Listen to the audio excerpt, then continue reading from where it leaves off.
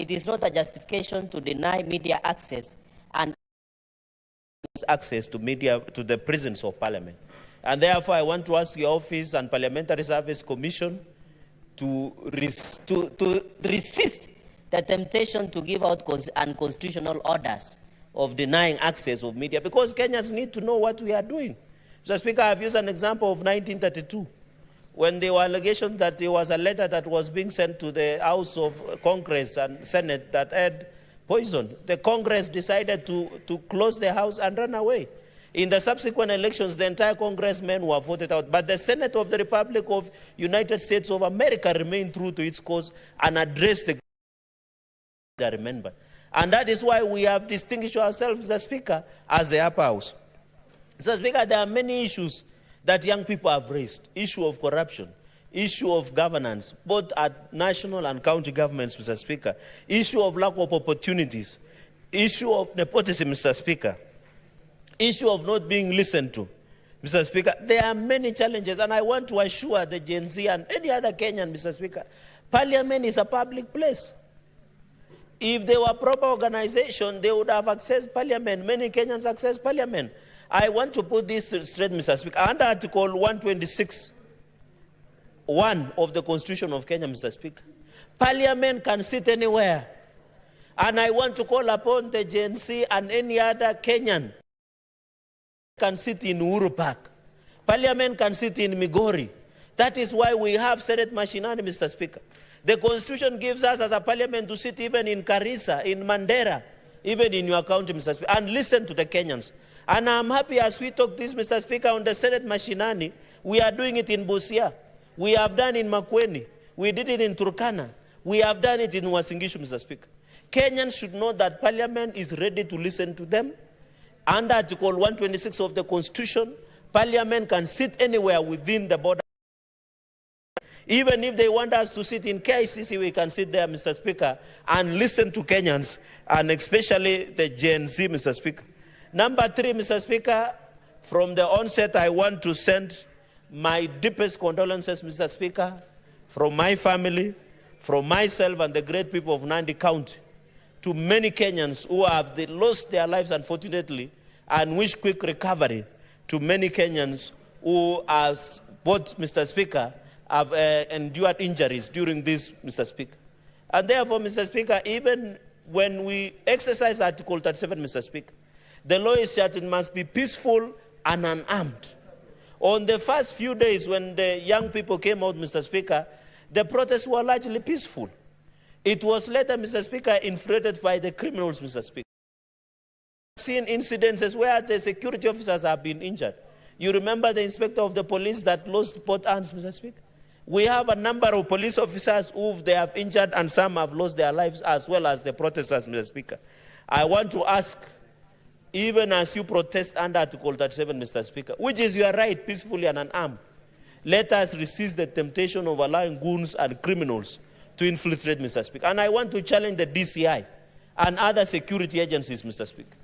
Should anybody who is a criminal or goon who is looting public property, Mr. Speaker, because I know, Mr. Speaker, the business community was stating that, and I hope the Ministry of Interior will sit and evaluate at the end of all these chaos, Mr. Speaker, because I saw they were putting value of looted property to be around 3 billion Kenyan shillings, Mr. Speaker. Therefore, I want to challenge, Mr. Speaker, that even as young people and any, they should do so in a peaceful manner, and the police should provide, Mr. Speaker, the necessary security. Mr. Speaker, I want to borrow the many other issues that my colleagues and associate strongly with. Ordinarily, it should not be the president responding to all these other issues, especially on regular security briefs, Mr. Speaker. I would have expected even the police spokesperson. We used to have somebody called Owino as the police spokesperson. Mr. Speaker, Brian Shusho. Now we have the Inspector General of Police. In fact, the only time Inspector General of Police has responded is when he saw allocations of fatalities in a hit. He sent a statement, Mr. Speaker. Even not legally, even morally, Mr. Speaker, the Inspector General of Police should have even appeared on a regular basis to update the country on security situation, Mr. Speaker, and tell the country how many people, unfortunately, have died, how many have injured, how many properties have been looted, or what is the state of the security, Mr. Speaker? What is the state of the homeland security, Mr. Speaker? I think that is the least we expected from Inspector General of Police, Mr. Speaker. And therefore, I think his stay in office is no longer tenable, Mr. Speaker. We must do a proper reshuffle within the security apparatus of this country, especially the homeland security, Mr. Speaker, so that we have a police service, not a police force, as was envisaged by the Constitution of the Republic of Kenya, Mr. Speaker. So I agree with my colleagues that the Inspector General of Police must be called out for failing to provide leadership, Mr. Speaker, for failing to morally and legally even update the country on security situation, Mr. Speaker. We are being told there was demos, Mr. Speaker, yesterday. There are others being planned on the way. The least we expect cases of where police have shot, Mr. Speaker, incidences.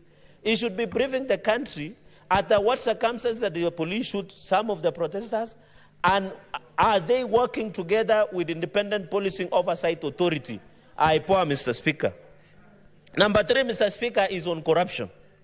My colleagues has put it, we know, Mr. Speaker, when I raise an issue of opulence of some of the cabinet ministers, I was blasted, I was accused of being jealous, I was accused of not knowing how to do deals. Mr. Speaker, I was accused of coming to take tea and mandazi in parliament instead of going to Tanzania and other countries to broker deals, Mr. Speaker, which is very unfortunate. And I was just calling out, don't eat too much and vomit before the feet of Kenyans. As a former ambassador would say, Mr. Speaker. Even in my culture, where I come from, you don't eat and open your shirt. It is a culture, Mr. Speaker. And I called out, and you remember, I was being blasted left, right, and center, Mr. Speaker, and I warned them that if this trend of displaying opulence by members of parliament and some cabinet ministers without humility, and I'm happy, Mr. Speaker, for the last 2 weekends, at least the quality of hair has improved. Because when choppers were crisscrossing, it was also affecting our agenda of climate change, Mr. Speaker, where people would fly in, land, reorganize the program of a funeral or a church service, speak, insult other elected leaders, Mr. Speaker, call them dimwits, call them fools, the way I was being called in Nandi last year, give out the money that God knows where they got it from, millions of shillings, and they fly away from the chopper, disrupting, Mr. Speaker, a social function for the next 1 hour or 30 minutes, Mr. Speaker, until they settle, Mr. Speaker. So the issue of corruption, and I think, Mr. Speaker, as a proposal to the President and EACC, Mr. Speaker, we must start doing lifestyle audits to all of us, state officers and all governors. Any person who is serving in a public office, we must do lifestyle audit. We must know, so that the reason Kenyans were on the streets, the reason Gen Z were calling us out, is because they are wondering, how can you contribute 20 million shillings in an Arambe, and yet they don't have even 100 shillings. They were wondering, the minister would be in Arambe counting millions of shillings, and the roads are not there, Mr. Speaker. And the water is not there, Mr. Speaker. So they are wondering, we are telling them the economy is bad, but we preside an Arambe worth millions of shillings, Mr. Speaker. It is not bad to do an Arambe. It is not bad to help people, but we must do their, and I'm telling you, I know some people, even who had bought shirts for funerals, dark suits, because their only thing was just, when they hear social function, Senator Sifuna, they appear. But they have never visited the bad roads that are in our counties, or look even at the water, Mr. Speaker. But they will find time to go and insult other leaders, Mr. Speaker. I think corruption also is not doing your job, Mr. Speaker. It doesn't necessarily that you have stolen, failing to do your job with integrity, reporting to your duty station. And therefore, number 3, I propose that EACC must be disbanded forthwith with capital letters. They have failed from national to counties, Mr. Speaker. In fact, when you steal, they come and see you nyuma ya tent, they slap you on the wrist, and they go away. If today SRC was serious, 3/4 of governors would be in jail by now. I can tell you for free. Because even some of the people serving at the state officers, Mr. Speaker, they should be in jail. But SRC have failed us. While I agree they don't have enough resources, it is time we disband the SRC and restructure SRC and redevelop SRC to win back the public confidence, Mr. Speaker, of this republic going into the future. If you ask SRC and friends and colleagues, I have been privileged to serve as JLAC chair. And I remember we did invite SRC in the last session. The only conviction SRC had done is a bribery of 20,000 shillings. What are we telling Kenyans? What are we telling Gen Z when they can see this club that you have built somewhere in a town, they can see these are proceeds of crime. And that the SRC will turn a blind eye, Mr. Speaker. We must resist, and I want to request, even as SRC struggle with the challenges of resources, we must disband, restructure to win the public confidence of this republic, Mr. Speaker. Number 4, Mr. Speaker, before I finish with austerities, this issue of SRC increasing the salaries of members of parliament and state officers is in bad faith. It wants to increase the public discontent, Mr. Speaker, and SRC must be called out, Mr. Speaker. You remember when UHC colleagues, interns, we invited SRC here. They told us there is no money to increase for UHC doctors or JSS, but they are quick to increase money for us members of parliament to create discontent and fuel the country into discontentment of members of parliament, Mr. Speaker. we never requested for the increment of salaries. We have never. SRC is abusing its own power by trying to set us against the public. And I'm happy a number of colleagues have responded to this blackmail, misleading corruption by SRC, Mr. Speaker. And I also propose SRC must be disbanded, Mr. Speaker, and serve. Let the SRC commissioners not serve monthly. They should serve as. Because the problem we have with SRC, they are not serving part-time. They are busy trying to set and regulate salaries so that they justify their work in office, Mr. Speaker. While SRC chair is giving herself a 10 million car grant for a Prado from Toyota Kenya. She is increasing her salary. She gets 2 car grants within 4 years, Mr. Speaker. The SRC, and I want to say and tell Kenyans, I am not interested. In fact, what I'm proposing going into the future, members of parliament, we should serve in part-time, just like other countries, Mr. Speaker. Then we agree how it works out. If that is the solution that will bring back the confidence of this Republic of Kenyans, Mr. Speaker. Mr. Speaker, on judiciary, I served and I have the privilege of information. Mr. Speaker, Kenyans file more than 500,000 cases per year. I saw the chief effectively saying they can open up to midnight to handle these issues that we are experiencing. But she has never done anything about clearing backlog, Mr. Speaker. The bitterness Kenyans have is that they have a court case. They have not gotten a court order. For those people who do not have means, they are suffering, Mr. Speaker. But the Chief Justice, to appear right and to appear popular, not to appear right, to appear popular but not right, is just giving a public relation exercise to the gallery by saying now, since everybody is no longer safe from Gen Z, and you know he was visited the other day in his office, she thinks by saying, let us handle all the protesters being brought to court, Mr. Speaker, who are not Orguns, is fair. The real problem with judiciary is it should give us the matrix, the timeline of clearing cases, Mr. Speaker. And how can you justify from 1982, there is a court case up to today, a succession case, Mr. Speaker? Mr. Speaker, it's corruption. Kenyans are Mr. Speaker, are mad with all the institutions. And I want to tell everybody who is serving as a state officer, no one is no longer safe. Senator Majority Leader Aaron Cheruiyot will tell you, Wamboka Wanami and Samuel Atandi, when they wanted to cross for safety, they could not. Because the people say, ndio wale. And I'm telling you, some things happen that I'm not comfortable to share because this is parliamentary guarded program. It is a PG rated, Mr. Speaker. Mr. Speaker, finally, on austerity measures, I will tell, I can see Senator Fak is interested, I will tell him in camera. Mr. Speaker, I plead with the President and all of us, just in 2 minutes, Mr. Speaker, please let us not cut amount that we are going to JSS for 6,000 teachers. Most of these 46,000 are young people. If we can confirm them to permanent and pensionable, Mr. Speaker, we shall also be fair to young people on these 46,000 junior secondary schools. Mr. Speaker, number 2, let us not reduce the allocation to counties. Because it was not pro rata, as majority leader said, it was based on equity. Just a minute, Mr. Speaker. And also, finally, Mr. Speaker, let us not cut money that was going to confirm the UHC intern doctors, among others, within the medical sector, Mr. Speaker. Mr. Speaker, with those very many remarks, I support this motion. Let us bring back this nation to where it should be. I thank you, Mr. Speaker, sir. Sifuna.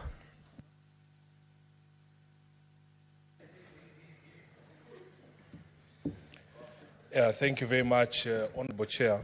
First, let me start by saying that I want to laud the leadership of the majority and the minority sides that have brought this motion this morning.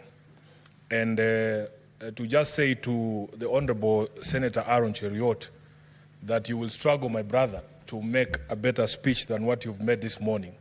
And I am sure it has given a lot of hope to a lot of people in this country that, in fact, this institution of the Senate can rise to the occasion when other people are failing.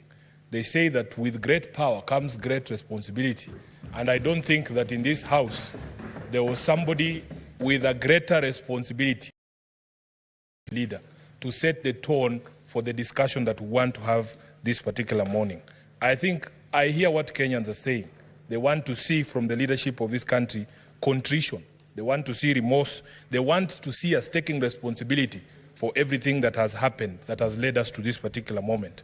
And allow me to follow in your footsteps and also tender an unreserved apology to the people of Kenya if I have contributed in any way by my conduct, by my speech, to bringing the country to where it is today. I apologize for that. Honourable Speaker, as a senator of Nairobi, you know that Nairobi has borne the brunt of the protest, of the killings, of the loss of lives, of the loss of property. As we speak right now, we have 39, as of the last count, people who have lost lives across the country. And more than half of that, at least 19, have been killed in the city of Nairobi. Honourable Speaker, out of those 19 that have died in the city of Nairobi, between 6 and 8 of them, the numbers are yet to be confirmed, were actually very parliament. And as we join our country and our colleagues in mourning, I also want to take this opportunity to send my heartfelt condolences to all the families that have lost their loved ones in this particular protest. Of course, Honourable Speaker, because we have been the epicenter of these riots and protests, we have a lot of damage that has been done to public and private infrastructure. We have lost a lot of property. In fact, the value is unknown. We will need time to actually do an audit of all the property that has been destroyed. Businesses in Nairobi CBD have been shut. There have been all sorts of claims, Honourable Speaker. There's people who have come to me and even talked about ethnic profiles businesses, that it's certain communities that are being attacked and others are not being attacked. We are in a place where we have never been in terms of the crisis that is facing us. And all I hear the young people of this country saying is that we as a leadership now need to stop talking. We now need to stop talking and want to listen to these young people. Honourable Speaker, I have been turning down invitations to media houses because I'm asking these media houses, why don't you invite these Gen Zs themselves to tell you what it is they want, to paint a picture of the kind of country that they want? Would you believe it, Honourable Speaker?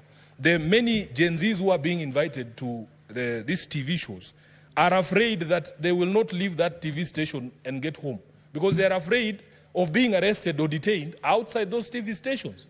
And the conversation here, Honourable Senator Cheruiyot, is that we now need to do certain things to facilitate a conversation to happen, starting with what we are doing here. We need to show remorse as leaders. We need to stop threats to people who are... I am in a WhatsApp group, somebody is sharing what is it called, a charge sheet of someone who's being arraigned in court because they said Ruto must go. Honorable Chair, we must get to a place where if we are going to have a national conversation, let us allow people to express themselves, and that is the only way we will hear what they have to say. We need to put aside our egos. I know some of the things that we are being told and the things that are being directed at us is very humiliating. As leaders, we are not accustomed to this. But, Honorable Speaker, it is a time to set egos aside and just listen. There is something very profound that the majority leader told me yesterday. He said, Sifuna, right now, there are no more political goals to be scored. There isn't even a political game now going on because all of us in the political class are actually indicted by the people of this republic that we have failed in terms of what we need to do to get this country where it's supposed to be. I have shared an example here that on the day of the 25th of June, Rado was being stoned in the city of Nairobi. And by the way, although it is a car that is popular with members of parliament, very many Kenyans actually drive this car. It is one of the most ubiquitous cars in the streets of Nairobi. So imagine you being a doctor or a lawyer, you have nothing to do with parliament, driving around the city and people attack you because of the car that you're driving. It is a problem that we have to solve. By our own conduct, we have put all of us in the line of fire. An MCA leaving the County Assembly of Nairobi, one of the nominated MCAs, was attacked, Honorable Speaker. And yes, she was, her car was badly damaged. She was badly hurt, including her driver. She had to get surgery. By the time people are saying, oh, stop, this is not a member of parliament, or this is a member of the National Assembly, you are already dead. That is what we are saying. We need to come and rise above all these differences that we've always had to have a conversation about our country. Kenya has changed forever. We must not allow us to go back to the bad manners. I was seeing clips of young people on TikTok saying they are very happy there are no more strobe lights, there are no more sirens, people are not overlapping. They are asking where have all these big vehicles gone in the streets of Nairobi. Honorable Speaker, I saw a newspaper article in the Standard today saying that MPs are in hiding, members of the National Assembly are in hiding. And the question is, where are these members? I'm very proud to be a senator today, that we are not hiding from the people. We are here to actually take responsibility for all our actions and to try and assuage or deal with the problems that we have contributed in bringing about.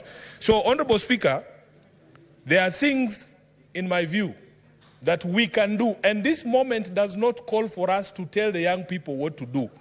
We need to demonstrate that we are hearing what they are saying and look at ourselves in the mirror, Honorable Speaker. It has to be about us. We start with the House of Senate and the House of Parliament generally, so that we are able to demonstrate that we understand what these young people are saying.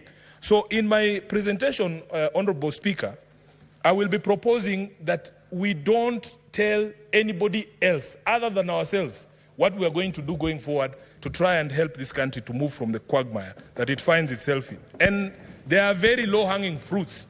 My friends here have spoken, for instance, about the supposed salary increments. By the way, in defense of the SRC, I know many of you have bashed them here. That Gazette notice that is in the public domain and discussion right now was published on the 9th of August 2023, the day we went for elections. I am telling you, because it is supposed to be 2022, 9th of August 2022, because it's supposed to be that members of parliament, when you go for elections, people should know how much money you're going to make in advance. And the role of setting salaries was removed from us. The public still thinks that Sifuna has the power to increase his own salary. I do not have that power. That power is in a constitutional commission called the SRC.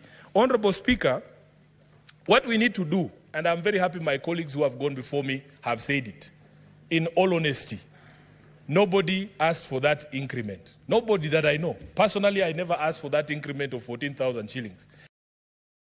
Tone deaf if we are going to insist that we get that increment this particular year or next year, when the economy is in the doldrums, when many Kenyans have nothing to put on the table. So I also support the proposal by members who have spoken before me that we formally resolve that we as the Senate are not interested in any additional salaries this particular financial year.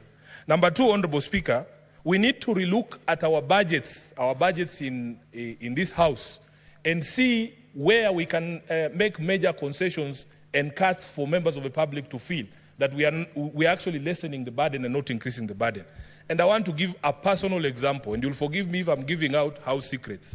Honorable Chair, when I became the Deputy Minority Whip, I was allocated a vehicle, a GK vehicle. On the first day that I used that car to go home, I passed through the expressway. I was shocked, Honorable Speaker, at the amount of money that is on my ETC card for my parliamentary car. As of this morning, when I used that same car to come here, there is 377,000 Kenyan shillings on my ETC.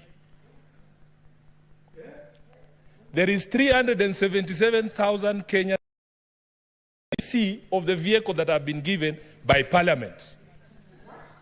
It does not make sense. It does not make sense, Honorable Speaker. So what you do, members of Parliament, the staff of Parliament have to be honest with Kenyans. In the way the budgets of Parliament are prepared, there are ways and means of reducing the expenditure in this House in a manner that will reduce the burden on taxpayers. I honestly do not need all that money. Even if I ran up and down the expressway for a year, I would never exhaust 370,000 Kenyan shillings. So, Honorable Speaker, we must do this so that we demonstrate to the people that we are serious about what we are talking about. Number 3, Honorable Speaker, I want to speak about something in the motion. The Majority Leader proposed that National Assembly should reconvene so that they deal with the question of the presidential memorandum on the finance bill.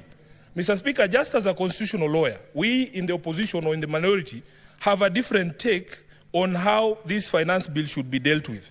Honorable Speaker, if you look at Article 115 on what should happen to a bill when it is sent back to Parliament, 115 sub-article 3, it says, if Parliament amends the bill fully accommodating the President's reservations, the appropriate Speaker shall resubmit it to the President for assent. What that means, Honourable Leader, is that he sends something back after that process of consideration of his memorandum. I do not think the Constitution envisaged a situation where you are sending a blank document from Parliament to the President for assent. Because what the presidential memorandum is proposing is a deletion of all the clauses contained in the finance bill. So you will have an empty piece of paper. It will have nothing on it. Then you are sending it back to the President for assent. What is he assenting to? So the proposal that has come from Honorable Tiende Amolo, for us, makes a bit more sense. That you allow there to be a bill that is introduced to repeal the finance bill as was passed. Because in the language of Article 115, we do not think that it can be done the way that it is being proposed. So, Honourable Speaker, another thing that we can do, let there be a public pronouncement from the head of state that we are going to stop these arrests, these abductions that have been ongoing, free everyone who's been arrested because of this protest, as the Majority Leader said, honor our dead and the people who are still in hospitals. There is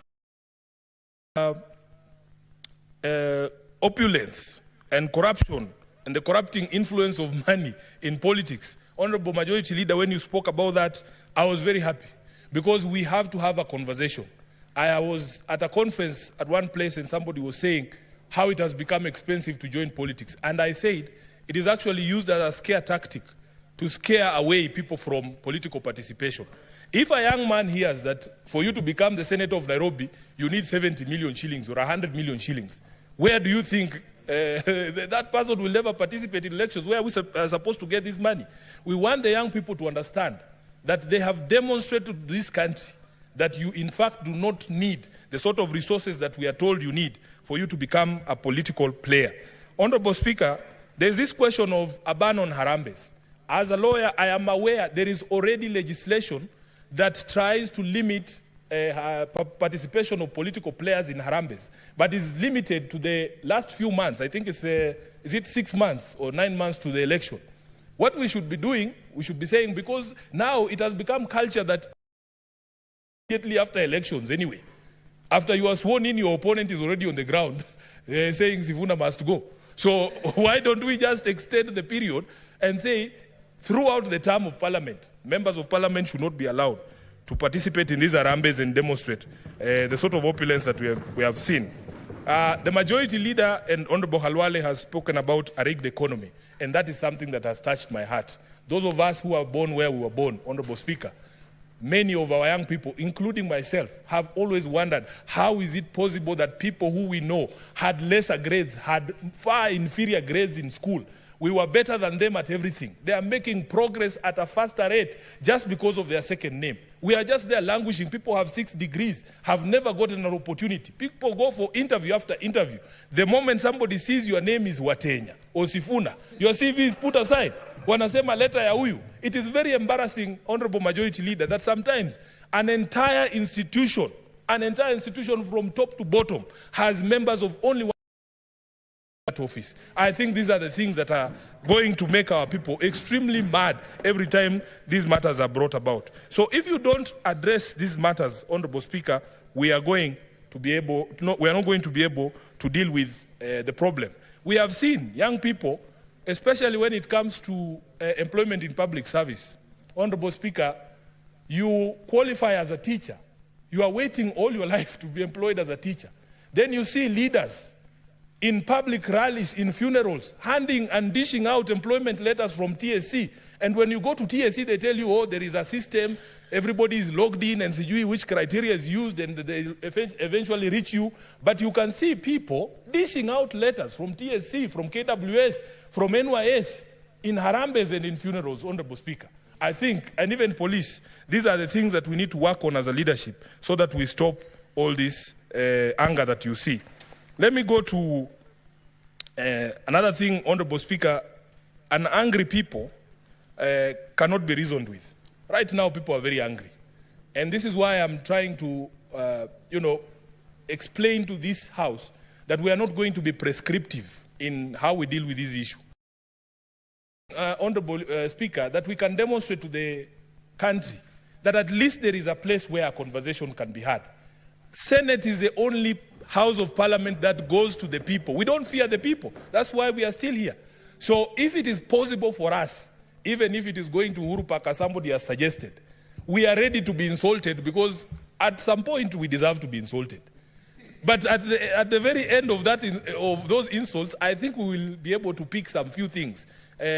Honorable Majority Leader was telling us a story of how he logged into one of the Twitter spaces, and he said there was maybe 60% expletives and insults, but 40% was good material, and it has inspired even the speech that he made this morning.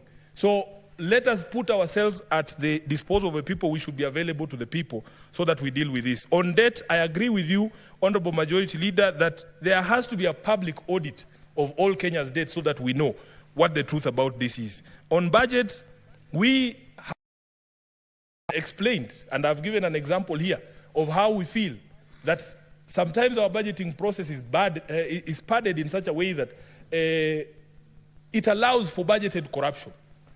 We have estimated, Honorable Speaker, at least those of us on the minority side, that we can do away with at least 1 trillion shillings in this budget. And we don't need to punish anyone. We just need to cut on expenditure in our own institutions. I will go to some of the proposals that I have received from members of the public. Number one, Honorable Speaker, there needs to be an audit of all appointments from September 13th, 2023. Because as Honorable Senator Khalwale spoke and said, there are some offices that have been created that we do not even understand the basis of their existence. Look at the number of advisors in government. There needs to be a public audit of all these advisors and tell Kenyans why it is okay for one office of the advisor on the economic matters, Honorable Khalwale, to have more money for travel than 9 committees of this House combined. It doesn't make any sense. So the specter of personal assistance in government, we need a public audit of that. There was another office that was created, and this one you'll forgive me, Majority Leader, of faith intercessors. We need a public audit of who are these people and why are they earning public money. Honorable Speaker, I had occasion to see one business card of one of those faith intercessors. It was the most powerful business card I have ever seen in my life. Honorable Speaker, You have spoken about the office of a first lady, and I am happy that the president himself took a first initial step to say that office will cease existing from, I think he said, Monday of this week. It had 285 employees. I am telling you, the deputy president, the wife of the deputy president's office, 100 employees. Honorable Speaker, we cannot continue like this. Then there is a specter of retreats, and this one we are all guilty as members of this house. We need to look at our retreats, whether the retreats we are taking are necessary, whether these meetings cannot be had here, whether those resolutions cannot be. And then in the independent commissions, in the ministries and the corporations, I was just being told that there actually also exist fake retreats. There's something called a fake retreat, where there was no retreat, but people are being paid for going on a retreat. Then on the foreign trips, Honorable Speaker, these are things we all understand. Let us be able to demonstrate to the public that we're actually serious and we hear them. Just one more minute. Let's add him 1 more minute to conclude. And then on the ODPP, I was just conferring here with my friend, the senator for Migori. We were shocked when we heard that a plea bargain had been entered in the Migori corruption case, that a governor who's have been accused of stealing billions of shillings has agreed to return 300 million, and then the case is withdrawn. I want to call for an audit of all the in the past 12 or 24 months, Honorable Speaker, so that we understand the legal basis for the withdrawal of these cases, because this is where we are failing. For as long as you can demonstrate, Honorable Speaker, that these cases are going nowhere, that is where people get the confidence that the majority leader was speaking about to engage in some of these things. Lastly, we need respect for the Constitution and constitutional institutions and the bodies across the public service and across the national executive infrastructure. So, for instance, Honorable Speaker, I was being given an example that even the mess we have in the management of public service, that an executive order is made on HR matters to a body called State Corporations Advisory Committee, which is duplication of roles. So, Honorable Speaker, I support this motion, and let us put up that humane face that Kenyans are looking to see, that we can actually engage on these matters. I thank you, Honorable Speaker. Thank you, Senator. Senator Mohamed Chute.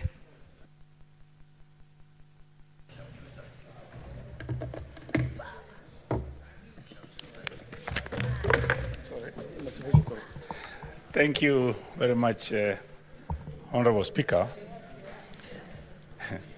My son, Honorable Speaker, who is in St. Vincent Medical College, called me yesterday and asked me, Baba, why are these people calling you M-pigs? He asked me, Gen Zs, why are they calling parliamentarians M-pigs? And I told him, I don't know, but there is something that is wrong with us.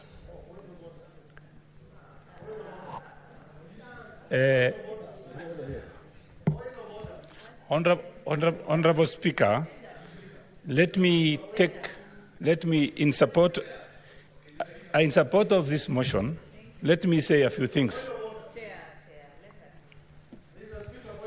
Senator Osotsi, what's your point of order? Mr. Speaker, I think we are having a very important reflection in this House. We are talking to matters of discrimination. We are talking to matter of unethical. But we are seeing the same being practiced even before our own eyes. Mr. Speaker, I came here as the first person to log in, and I'm seeing that the members are being called to contribute as we sit here and wait. Is this fair? When we are talking about fairness, we should exercise that fairness, even in this motion, Mr. Speaker. Mr. Speaker, let us follow the list that is there on the screen so that we exercise fairness. I understand leadership can be given priority. But what about people who are not in leadership and there is priority list there?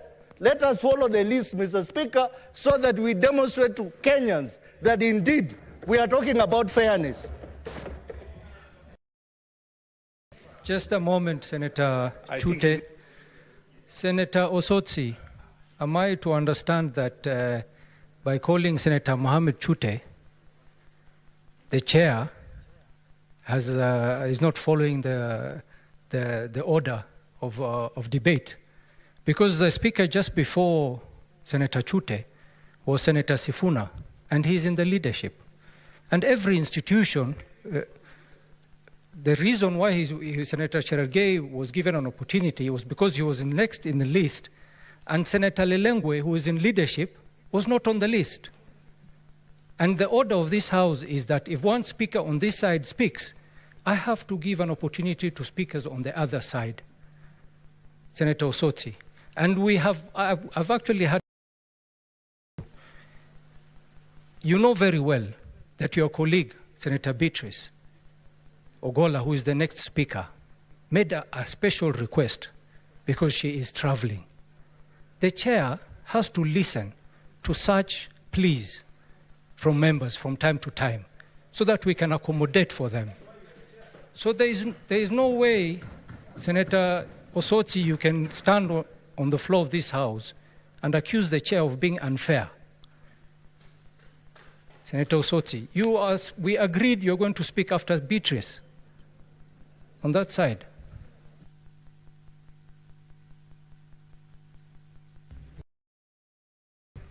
Thank you, Honorable Speaker. I hope my friend Osotsi is not complaining about me, because I was definitely ahead of him. Thank you very much, Honorable Speaker. I was talking about Gen Zs. And let me take this opportunity to thank our majority leader and the minority leader. You've done something extremely, what I've never thought of, that you fought, you talked, and you represented this country, not your parties, not an individual interest. Thank you very much, and may God bless you. Having said that, Honorable Speaker,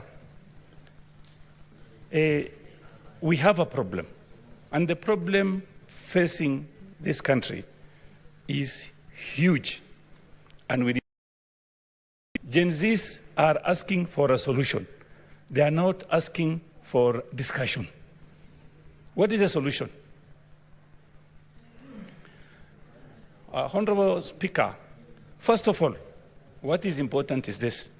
When the President discussed this issue of the finance bill, I know his intentions were very good, but the problem was communication. It was not communicated well, and that is why we are facing the problem we are facing today. Honorable Speaker, our problem is not the issue of finance bill only. This country is rotten to the core. What is our problem? Problem is excesses, number one. You will find a minister or an MP who is well connected, goes to Harambee and contributes 20 million shillings. And he starts with 5 million. One club, 5 million. Second club, 6 million. 7, 8 million. 9, 10 million. And then 20 million.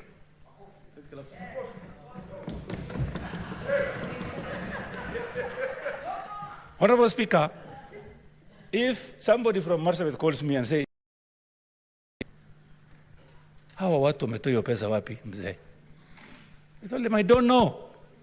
Wametoa wapi? I don't know.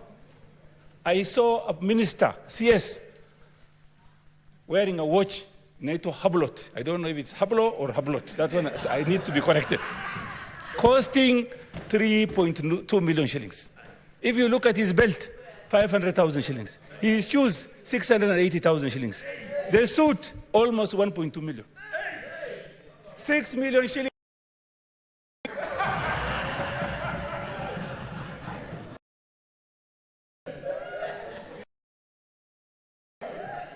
And then if someone asks him, he says, I'll go to where your kotini says. Gen Zs have brought these issues, and we are going to face it head on. Honorable, if we want to stop corruption and excesses. We must start from the counties.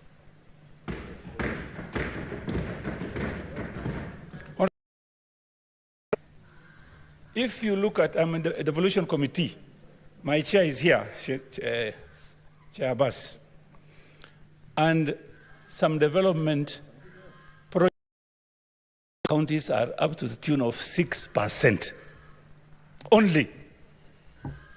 Out of 8 to 9 billion, 10 billion shillings, 6% of 10 billion is maybe 6 million only, if I'm not wrong.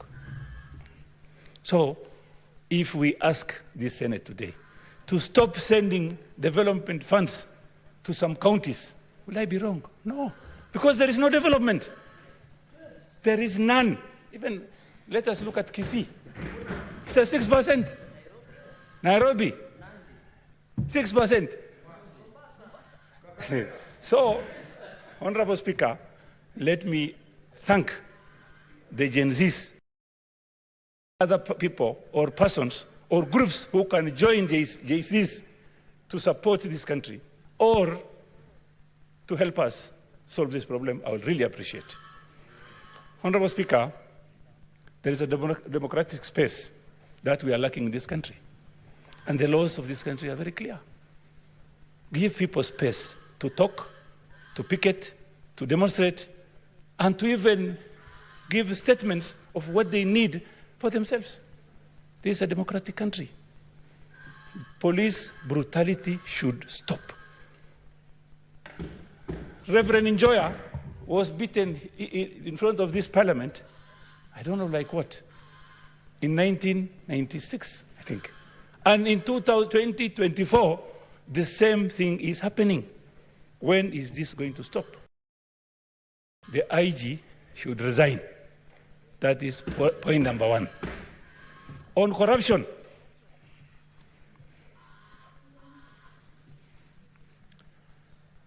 ESCC, Honorable Speaker, if you report something today to ESCC, after 1 hour, somebody will call you from Marsabit and say, oh, did you go to ESCC? What did you report there? How would this person know? 500 kilometers from Marsabit. It's definitely somebody who is in that office leaking that information. Well, if you ask me today, it should be disbanded like yesterday, not today. Honorable Speaker, we are seeking solutions here. And this is what JZs want. That is what they're asking for. We stop our excesses. What is wrong if the president today says, ministers, why don't you sack them? Let them go home. There are other people, Kenyans, who can do the same job effectively and efficiently. Futa hawa kasi. Sack them. The other day you heard about fertilizers. That man is still in office. Cooking oil. The CS is still in office. And the president is aware. And the CEO of Kenya National Trading Corporation said, why do you ask me these questions? My seniors are the people who sent those to my office. Who are these seniors? The president should sack all the ministers, employ afresh ones, and we move forward. On the borrowings, Honorable Speaker, if you look at President Moi's budget in 2007 was 2.18 billion shillings. The expenditure was 324 billion. Similarly, President in 2012, the budget was at 1.52 trillion. And today, our budget is at 3.9 trillion shillings. Honorable Speaker, we have a problem. Our problem are not taxes that is being paid. Our problem is our We live beyond our means. We have thieves as ministers. We have thieves as PSS. We have thieves as MPs. We have thieves as senators. Honorable Speaker, let's not spare this House also. We have a problem. We must start from this House. We must start from this House. Everybody knows how much we are earning. Even in this House, there are people who live extravagantly in this House, and we know who they are. Honorable Speaker, there are issues about counties. There are devolved functions that have not been transferred up to today. Why do we need regional offices, regional bodies doing some work that's supposed to be done by the counties? Do you know the reason? Because of corruption. Yes, that is what is happening. You create regional offices, and then yet, constitutionally, those issues are supposed to be in the counties. They are devolved. Why do you keep the money here? I want to ask our president, if he really loves this country, let him follow our constitution. Let him send counties.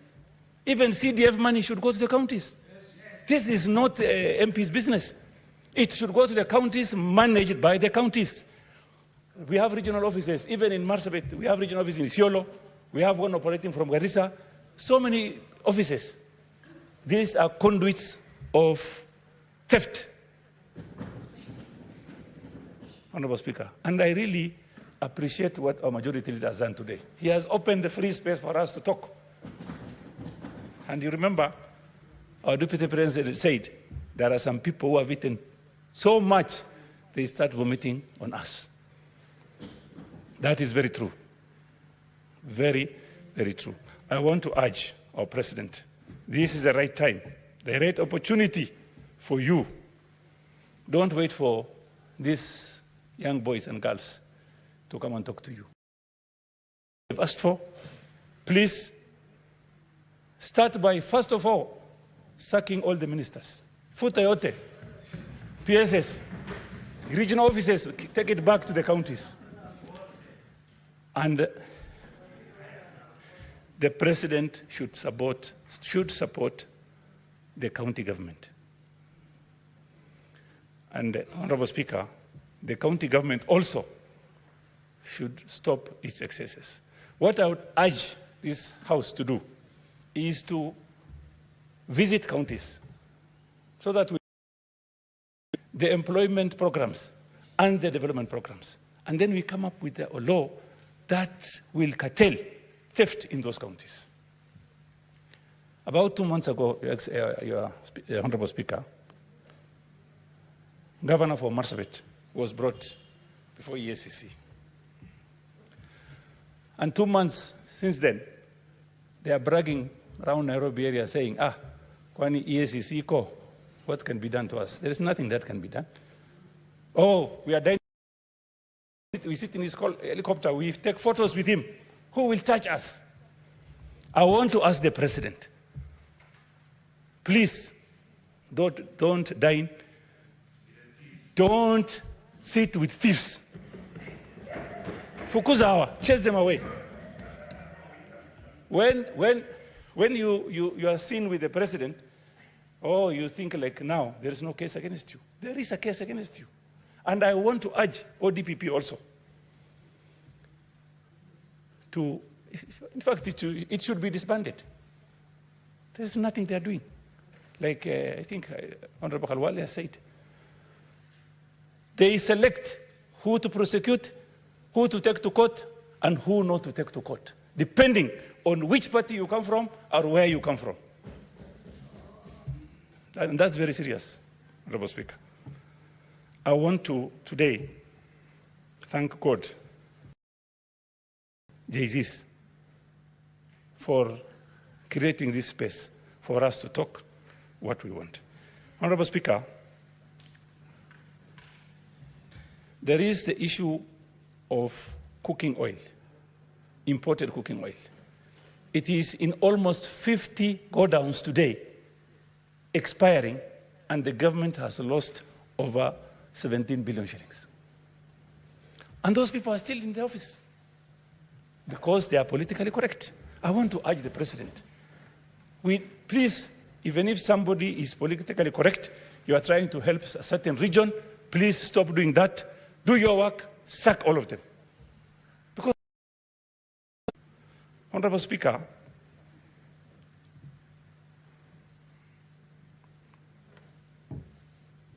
I want to ask our majority leader and minority leader to think about what we are going to do in order to handle issues in the county governments. Because the problem starts with the counties. Every Gen Z comes from a county. Honorable Speaker, if you go to your county today, you will find foreigners, people from I don't know where, work in those counties. If these JCs are allowed to work in their counties, do you think we have this kind of a problem? No, we don't have. But they cannot work. Only the family, close relatives, given those contracts. And don't you think the president is not aware? He's aware. We normally send him texts telling him this and this is happening in our counties. So he should take charge. The monies that are going to the counties are the monies that are from taxpayers' money. They are not, that doesn't belong to the counties. No, it doesn't belong to the governor. The governor sits in Nairobi and then controls monies in either Wajir, Marsabit, Isiolo, Samburu. Why is this happening? What business do you have in Nairobi? It's because you just went there as a governor to steal, but not to work for. Finally, Honorable Speaker, what I want to see from the president, the governors who has cases, who are now being questioned, he should ask them to step aside. And thorough investigation should be started. Honorable Speaker, this House, Senate House, our business mainly is county business. And it is constitutionally mandated to look into any business that are being handled in the counties. Are we doing that? No. Not the way we are supposed to do. I will ask these distinguished senators, take time. Let's sit and have a discussion on how to tackle the most problematic counties, starting from the bottom, going up. We can have committees, special committees. Send one to Marsabit, send the other one to Kakamega, send another one to Isiolo, another one to Mandera. Then you will solve these problems. Even Machakos. So, Honorable Speaker, under Article 75, conduct of a state officer. It says a state officer shall behave whether in public and official life, in private life, or in association with any person, in a manner that avoids gifts. We have our judge there. Donations. And today, Honorable Speaker, what I would request us to do, there is an organizations which are like, let's say, for example, Kena, Kera, Kura. If you go there today, those director generals are supposed to be asked to step aside so that lifestyle audit can be instituted. Honorable Speaker, if you go to any office today, either government or you will be told, if you want to ask for contracts or employment for your people, you will be told, sorry, we don't have. Because it has started from somewhere in State House. There are some brokers working in State House that normally go to places and say, we need employment for our people. And the president said, employ 500. And it's not true. KRA were before us. They employed 56% of one community. And do you think the president is aware? No. Even some CEOs working in institutions are worried.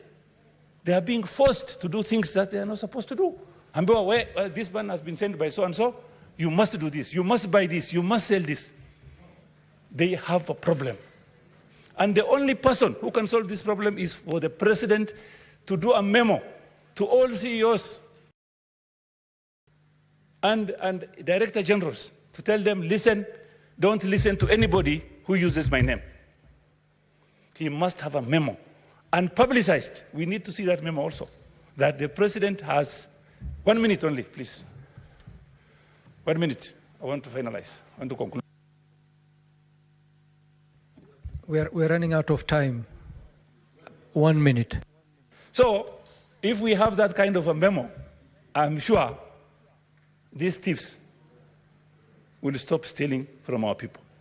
Honorable Speaker, in conclusion, I want to thank the members here.